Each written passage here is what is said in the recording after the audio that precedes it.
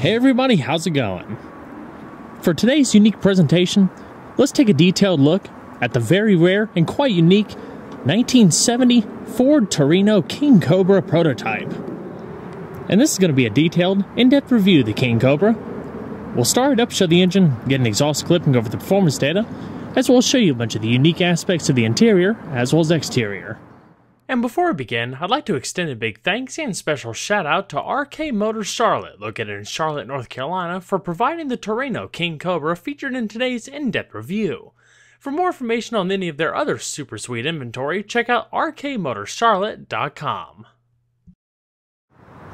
And so, without further ado,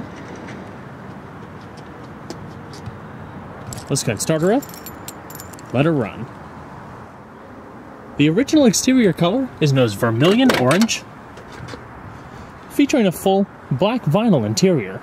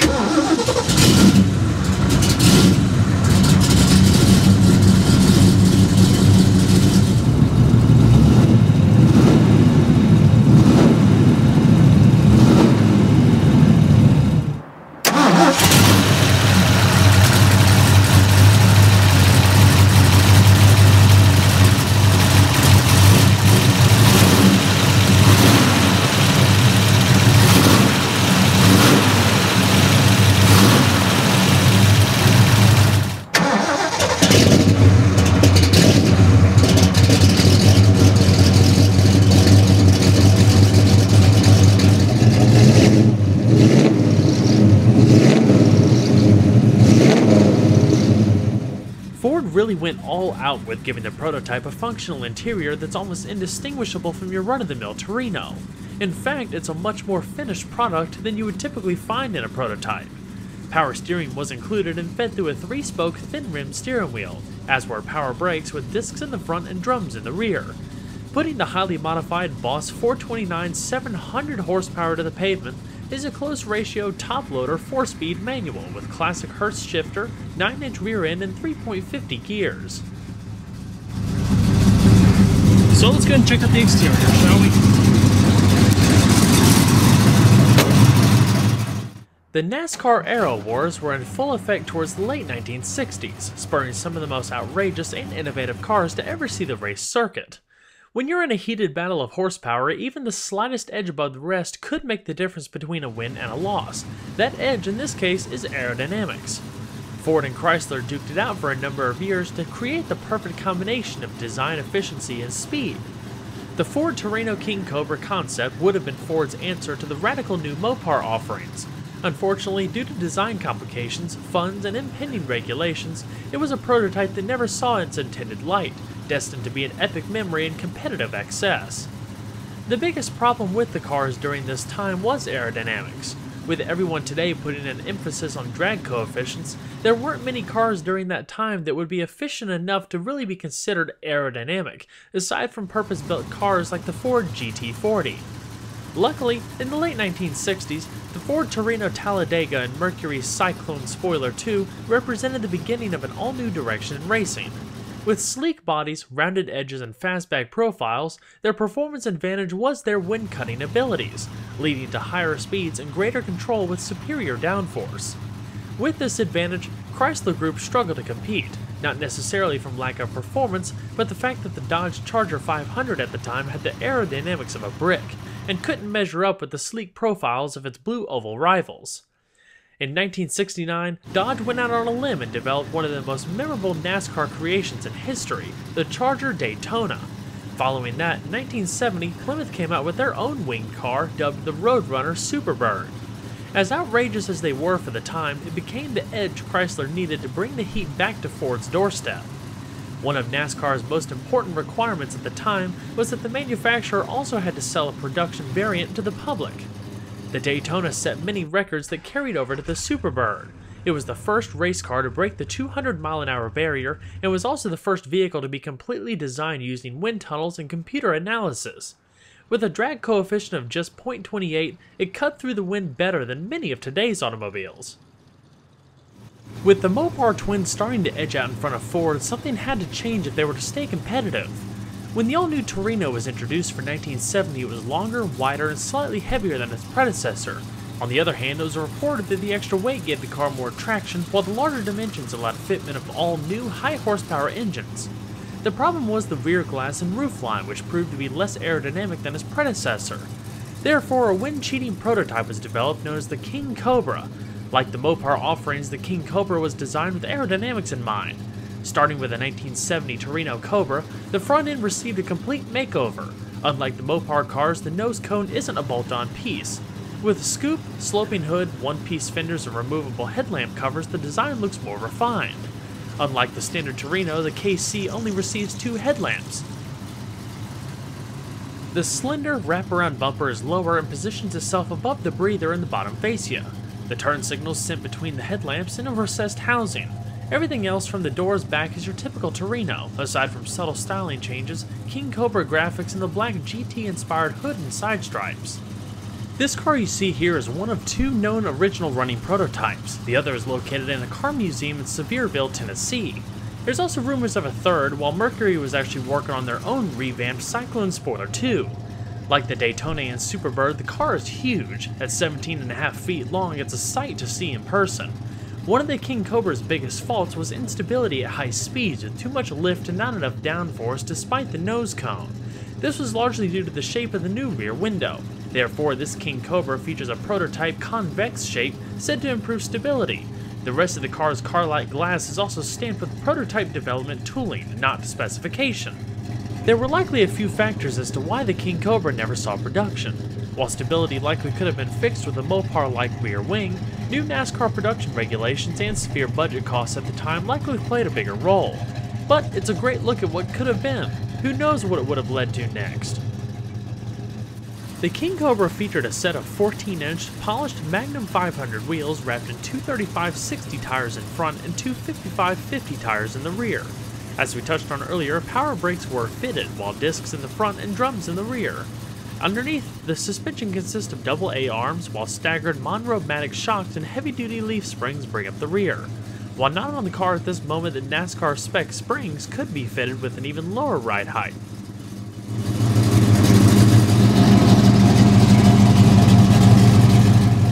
Underneath, long tube headers channel that amazing sound through a huge dual exhaust system passed through IMCO mufflers at the back.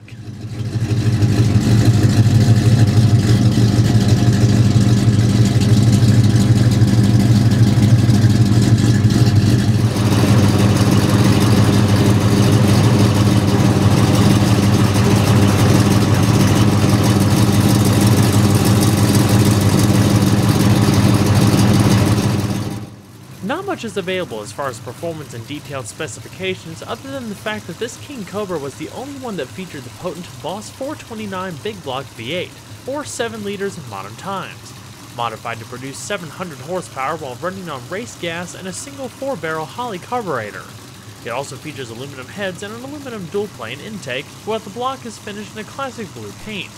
It's the only 4-speed prototype built, and one of 2 King Cobras delivered to Budmore Engineering after the development project ceased.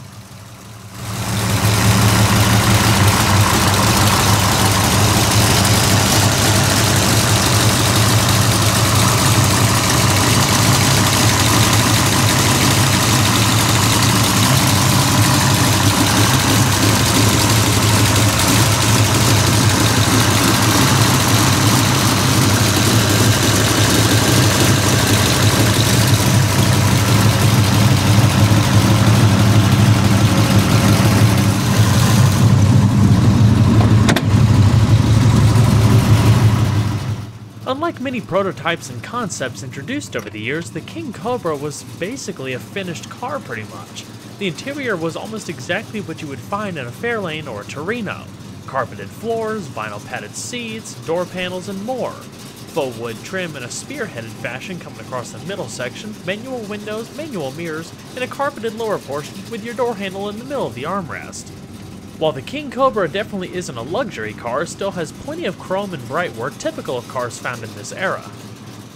The nice thing about the interior is that it is relatively comfortable. It is a minimalistic layout, very simplistic overall, so you don't have a lot of extra things distracting you from the overall driving experience, like you don't have a floor console or bucket seats or anything like that, but you can fit 3 people in the front if you really wanted to.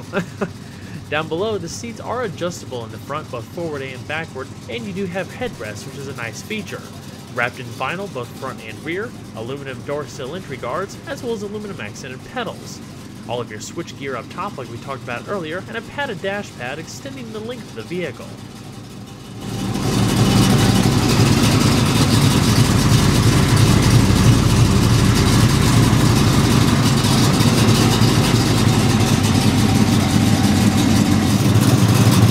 So let's go ahead and see what she sounds.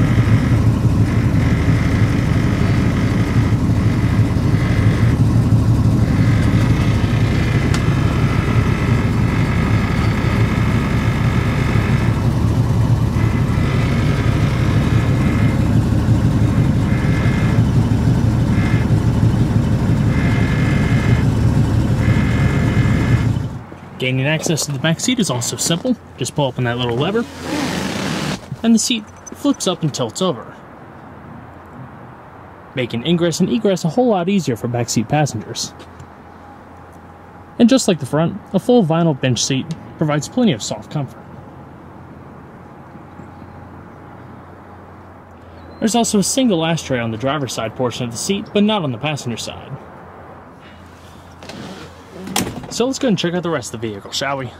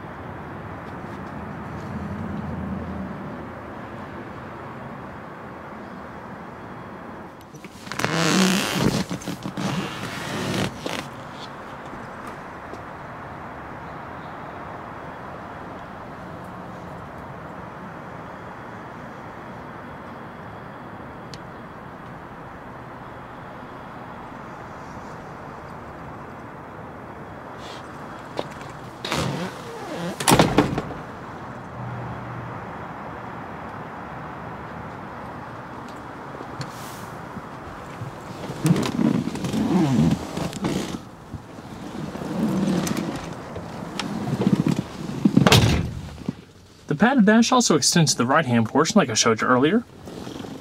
Unique Cobra badging, as well as a locking glove box down below. While the Ford Torino King Cobra never made it to the NASCAR circuit, it really is an amazing example of the excess the manufacturers were going to help achieve maximum aerodynamics.